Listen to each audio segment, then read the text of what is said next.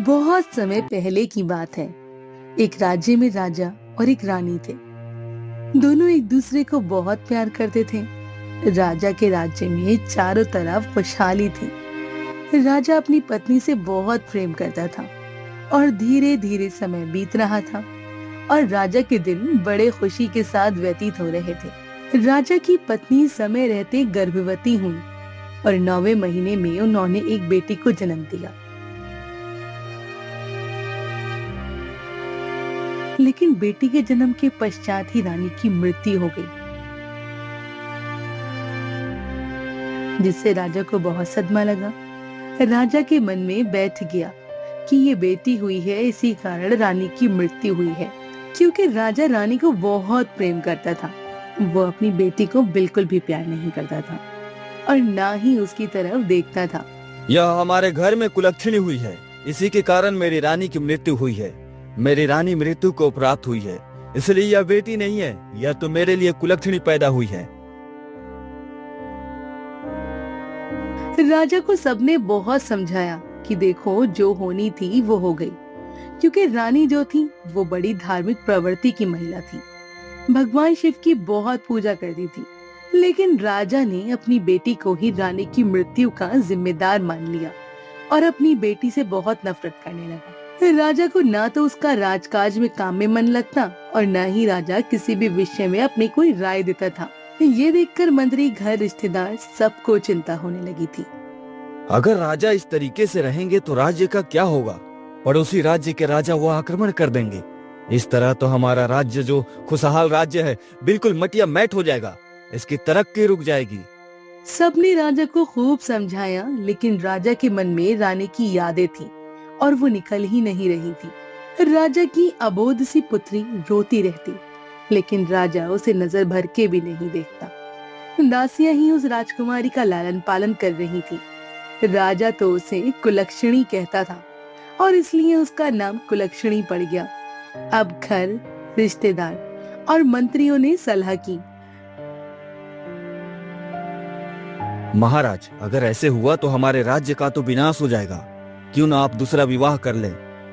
राजा को मंत्रियों की सलाह सही लगी, क्योंकि रानी के गम को भुलाने के लिए जो ये भी जरूरी था, उस अबोध बच्ची के लिए भी माँ की जरूरत थी। दासियां कब तक उसका पालन पोषण करती, लेकिन जब दूसरी रानी आई तो वो भी उससे नफरत करने लगी। धीरे धीरे समय बीतने लगा। राजकुमारी अब 1 साल की हो गई और राजा तो उसे देखता ही नहीं था। राजा तो बस उससे नफरत करता और नफरत की नजरों से ही देखता था। इसका फायदा दूसरी रानी उठाती थी। अब दूसरी रानी पेट से हो गई, उसने भी एक कन्या को जन्म दिया। राजा बहुत खुश था। राजा ने खूब मिठाइयां बंटवा कर खूब अच्छे से उसका दूसरी राजकुमारी से हुई नामकरण संस्कार करवाया। उसका नाम राजा ने लक्ष्मी रखा और अब लक्ष्मी और कुलक्षणी दोनों ही साथ साथ पलने लगे। महाराज, दोनों बेटियां बड़ी हो गई हैं, इनके लिए कोई राजकुमार की तलाश करनी चाहिए। रानी, विवाह तो करना पड़ेगा और जितनी जल्दी हो जाए अच्छा है। इस कुलक्षणी का साया हमारे महल से हट जाए तो अच्छा ही रहेगा। कुलक्षणी बड़ी है, पहले उसकी शादी कर दीजिए। उसकी शादी क्या करनी है? जैसे वह है वैसा ही उसके लिए लड़का देख दिया जाएगा।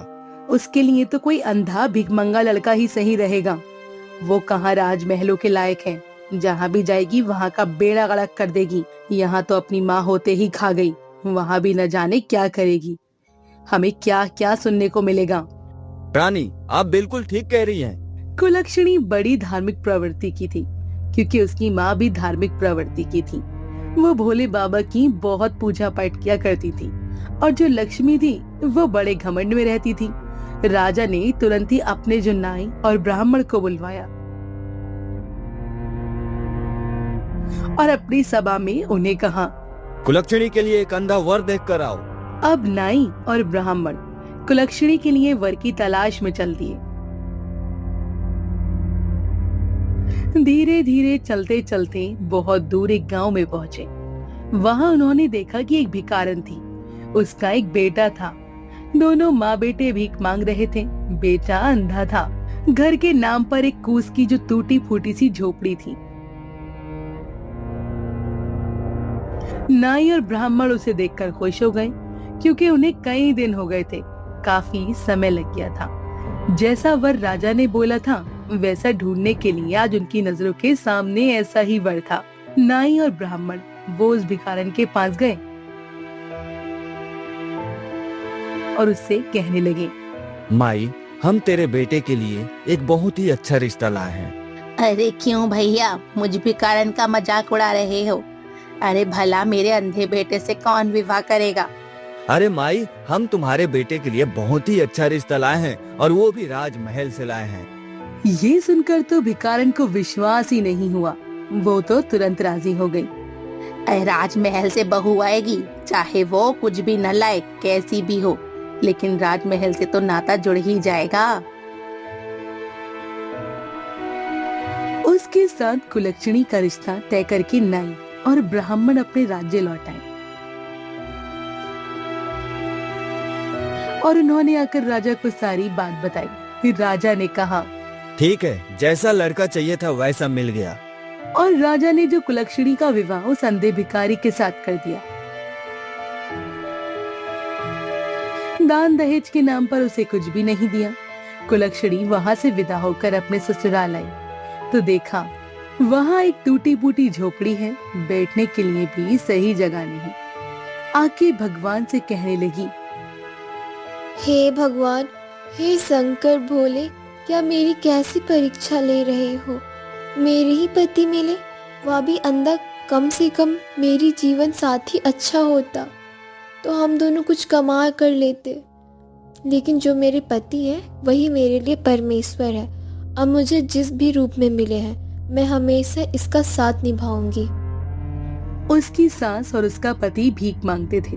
जो 2-4 पैसे होते थे उन्हीं से घर का खाना बनता था। कितनी बार तो उन्हें भूखा ही सोना पड़ता था, लेकिन कुलक्षणी ने जो भी पैसे मिले उसने उससे खाना बनाया, अपनी सासू माँ और अपने अंधे पति को खाना खिलाया। जो बाद में बचा पीछे वो ग्रहण कर लिया और भोले बाबा की मर्जी मानकर उनके साथ बड़े प्रेम से रहने लगी। अपने साथ अपने पति की सेवा करने लगी और उसने उन्हीं में सुख तलाशने की कोशिश की। राजा साहब, कुलक्षणी का तो विवाह हो गया, उससे तो हमें छुटकारा मिल गया, लेकिन हमारी लक्ष्मी बिटिया के लिए भी कोई अच्छा सा वर ढूंढ दीजिए। राजा ने अपनी नाई और ब्राह्मण को बुलवाया और कहा, एक बहुत ही सुंदर और अच्छे राज्य का राजकुमार तलाश करो हमारी लक्ष्मी बेटियों के लिए। जो आज्ञा महाराज। नाई और ब्राह्मण वो लक्ष्मी के लिए वर ढूंढने चल दिए और एक चक्रवर्ती राजा के यहाँ पहुँचे।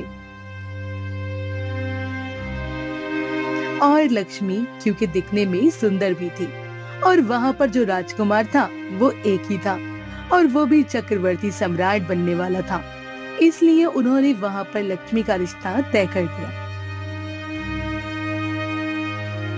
समय से बारात आई, राजा ने खूब दान दहेज दिया, लक्ष्मी को बड़े शान शौकत के साथ विदा किया। कुलक्षणी उधर अपने जैसे तैसे दिन काट रही थी और लक्ष्मी तो ऐशो आराम से आई थी और रानी ही बनकर ही रही। एक दिन कुलक्षणी की सासू माँ कुछ पैसे भीख मांग कर लाई तो कहने लगी, माँ जी, यह भीख मांगना हमें अच्छा नहीं लगता। इससे अच्छा है कि हम कोई काम कर ले। अरे बेटी, तू तो मेरे घर की लक्ष्मी है, तू जो कहेगी मैं मान लूंगी। माँ जी, इन पैसों से मैं कुछ खरबूजे खरीद कर लाती हूँ। गर्मियों का समय है, खरबूज और तरबूज इस मौसम में बहुत बिकते हैं। मैं उन्हें बेचूंगी, कम से कम हम अपने आत्मसम्मान से तो रहेंगे।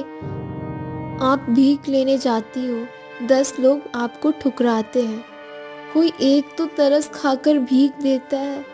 मुझसे यह देखा नहीं जाता है कि लोग आपका अपमान करें, इसलिए आज से आप घर पर रहिए और मैं यह तरकारी भाजी बेचने जाया करूंगी।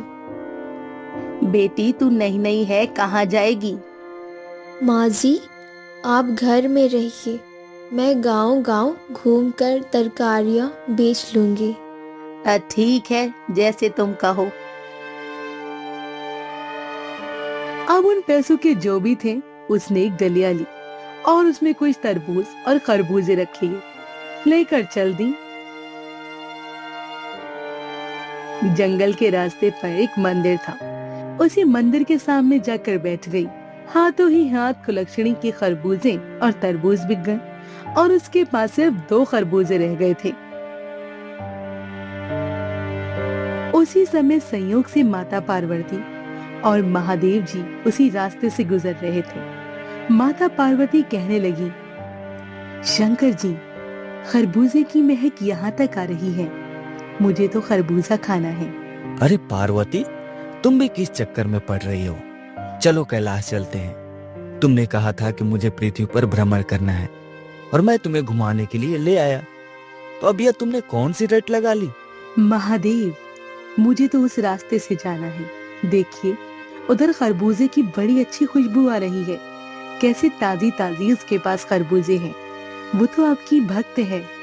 उन्होंने बिल्कुल ऐसा ही भेष बनाया, फटे कटे कपड़े, चीथर बिल्कुल गंदे से। पार्वती, माया और भोले बाबा पहुंच गए कुलक्षणी के पास। कुलक्षणी के पास 2 खरबूजे थे। जाकर कहने लगी, बिटिया, हम भूखे हैं, क्या हमें कुछ खाने को खरबूजा मिलेगा? हाँ माँ, आप बैठो, इतनी गर्मी पड़ रही है। कुलक्षणी के पास थोड़ा पानी था। उसने भोले बाबा और मैया पार्वती के बने बूढ़े लोगों को पानी पिलाया, आराम से बिठाया और जो 2 खरबूजे उसके पास बचे हुए थे वो उन्हें खाने को दिए। तो पार्वती मैया कहने लगी, बिटिया, हमारे पास तो तुम्हें देने के लिए कुछ भी नहीं है, हम कहाँ से पैसे देंगे? हमने तो खरबूजे खा लिए। कोई बात नहीं माँ, आज मैं तरबूजे बेचने आई थी और भोले बाबा की कृपा से मेरी सारी खरबूजे बिक गए। अब मेरे पास सिर्फ या 2 खरबूजे शेष बचे थे। अगर आप इन्हें लिए या भी मैं धर्म पूर्ण हूँ। आप तो बूढ़ी माँ है, मेरी कोई माँ नहीं है और आपने मुझसे इतना प्यार से बेटी कहा है। बेटी शब्द सुनने के लिए तो मैं तरस गई थी। कभी मेरे पिता ने भी मुझे बेटी का प्यार नहीं दिया। अच्छा बेटी, अब हम चलते हैं। और जाते जाते माता पार्वती भोले बाबा से कहने लगी, सुनिए, आपकी झोली में जो कुछ है तो इस बेचारी बिटिया को दे दीजिए, वो भभूति निकाल कर दे दीजिए। भोले बाबा के पास तो भांग, धतूरा, भभूति यही चीज होती है। भोले बाबा की झोली में माता पार्वती ने भभूति निकालकर कुलक्षणी को दे दी। कुलक्षणी बड़ी खुश हुई और उसने आंचल पसार कर वो भभूति ले ली और खुशी खुशी अपने घर चल दी।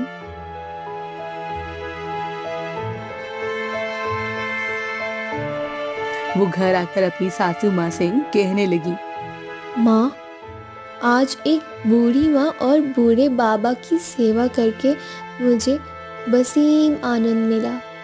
और देखो माँ, आज की कमाई, आज मेरे सारे खरबूजे भी बिक गए। माँ, अब आपको कहीं भी भीख मांगने जाने की ज़रूरत नहीं है। अब हम मेहनत से काम करेंगे और भोले बाबा की कृपा रही तो हम सम्मान की जिंदगी जिएंगे। हमें भीख नहीं मांगना। कुलक्षणी बेटा, मैं तो तुझ जैसी बहू पाकर निहाल हो गई।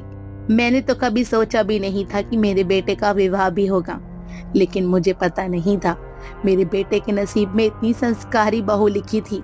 मैं तो भगवान की बहुत तीसरणी हूँ कि भगवान ने मेरे बेटे की किस्मत में तुम्हें लिख दिया। माँ, आज एक बूढ़े बाबा और बूढ़ी अम्मा आई थी। उन्होंने मुझे यह भभूति दी है, इसका मैं क्या करूँ? बेटा, अभी मेरे आने दे, जैसे ही बोलेगा वैसा ही करना। शाम को जब उसका पति आया तो वो कहने लगी, स्वामी, आज मुझे यह भभूति दी है एक बूढ़े बाबा और बूढ़ी माँ ने, इसका मैं क्या करूं? एक काम करो, घर के चारों कोने में इसे बुरक दो और जो बचे उसे कुछ संदूक में रख दो और पूरे घर में इसे छिटका दो। बाकी का जो हमारा तुलसी का गमला उसमें डाल दो। ठीक है। शाम होते ही कुलक्षणी ने चारों कोनों में उस भभूति को छिटक दिया और जो बची उसे तुलसी के गमले में रख दिया, कुछ संदूक में रख दी। रात को खाना बनाया, खाना खाकर अपनी सासू माँ को खिलाया और अपने पति को खिलाया, फिर खुद खा के घर की साफ सफाई करके सो गई। सुबह उठती तो क्या देखती है कि उसकी झोपड़ी की जगह तो बहुत सुंदर महल बन गया। हीरे मोती चमक रहे हैं, अन्न और धन से उसका घर भरा हुआ है। ये देखकर तो उसको बड़ा चंपा हुआ। वो दौड़ी दौड़ी अपने सास के पास पहुंची और कहने लगी, माँ जी उठिए, माँ जी उठिए, देखिए क्या चमत्कार हो गया। उसकी सासू माँ की आंख खुली तो उसने अपने घर को उसके पहचान में नहीं आ रहा था और वो कहने लगी, अरे कुलक्षणी, क्या हम तेरे मायके आ गए? आज तक तो तेरे पिता ने कभी मुड़कर देखा नहीं, लेकिन मैं सोई हुई थी तो मुझे यहाँ लेकर आ गई तू। नहीं माँ जी, यह मेरे पिता का घर नहीं, यह तो हमारा घर है।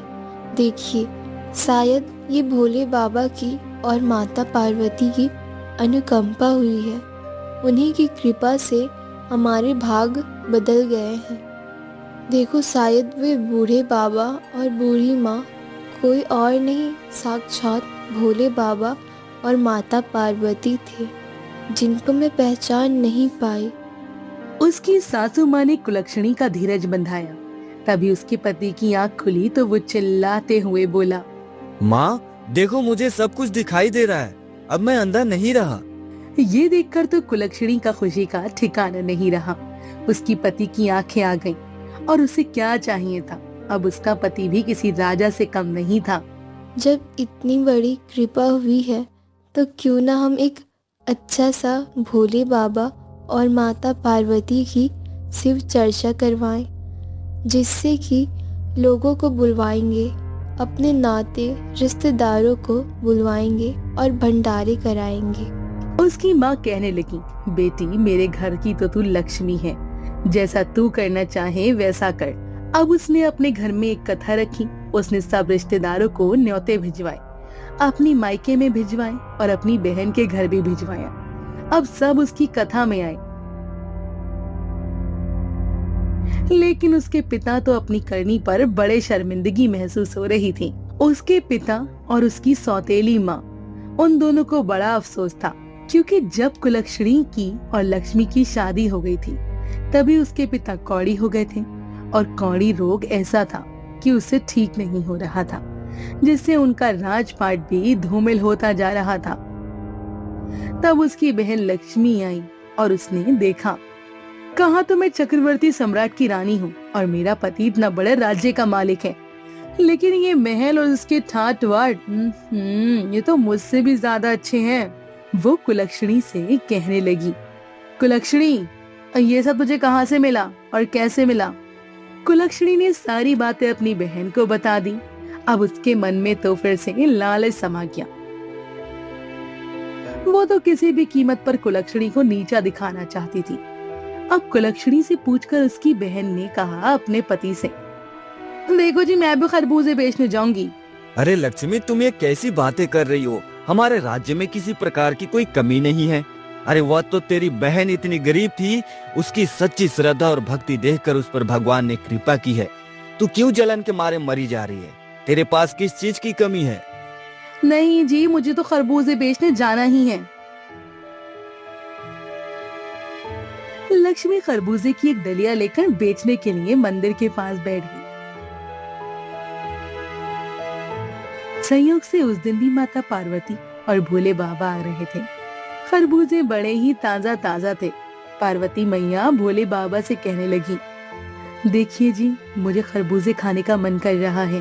भोले बाबा ने बहुत समझाया, लेकिन पार्वती जी तो मानी ही नहीं। उन्हें तो लक्ष्मी के खरबूजे पसंद आ रहे थे। अब उन्होंने फिर से बूढ़े का भेष बनाया और एकदम से भिखारियों जैसा कटे फटे कपड़े पहनकर पहुंच गई लक्ष्मी के पास।